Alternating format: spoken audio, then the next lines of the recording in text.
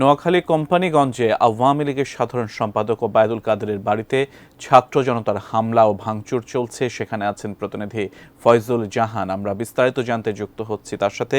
ফয়জুল, আপনার কাছ থেকে জানতে চাই ছাত্র জনতার উপস্থিতি ঠিক এই মুহূর্তে কেমন, তাদের ক্ষোভ সম্পর্কে আমাদের জানাবেন।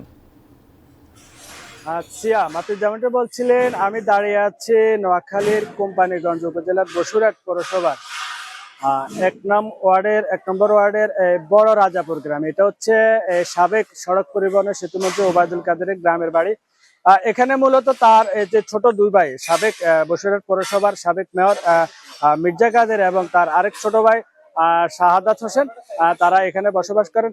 তো আজ সকাল 11টায় বৈষম্য বিরোধী ছাত্র আন্দোলনের এখানে যারা সমন্বয়ক নেতৃবৃন্দ, তারা ঘোষণা দিয়েছে যে 11টায় তারা এখানে তাদের মূলত অভিযোগ হচ্ছে যে বাংলাদেশে পেশিবাদের দ্বারা দোসর, যারা পেশিবাদ কায়েম করছে, এর মধ্যে অন্যতম হতে হচ্ছে, তাদের অভিযোগ হচ্ছে যে ওবায়দুল কাদের এই পেশিবাদে তাদের যে তীর্থস্থানগুলো আছে, যেখান থেকে পেশিবাদের বিভিন্ন চর্চা হয়েছে বলে তারা অভিযোগ করেছে, আর সেটা তারা রাখবেন না বলে তারা এখানে হামলার ঘোষণা দিয়েছে। তো দুপুর 1টা থেকে এখানে বৈষম্য বিরোধী ছাত্র আন্দোলন এবং ছাত্র জনতার হামলা করে তারা এখানে।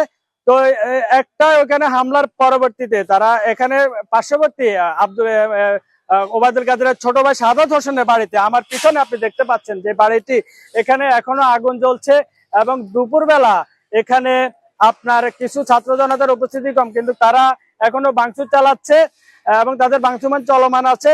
তাদের মূল দাবি হচ্ছে যে পেশিবাদের কোনো চিহ্ন তারা নোয়াখালীতে রাখবে না। এ হচ্ছে নোয়াখালীতে ওবায়দুল কাদেরের গ্রামের বাড়িতে হামলা নিয়ে আমার কাছে সর্বশেষ।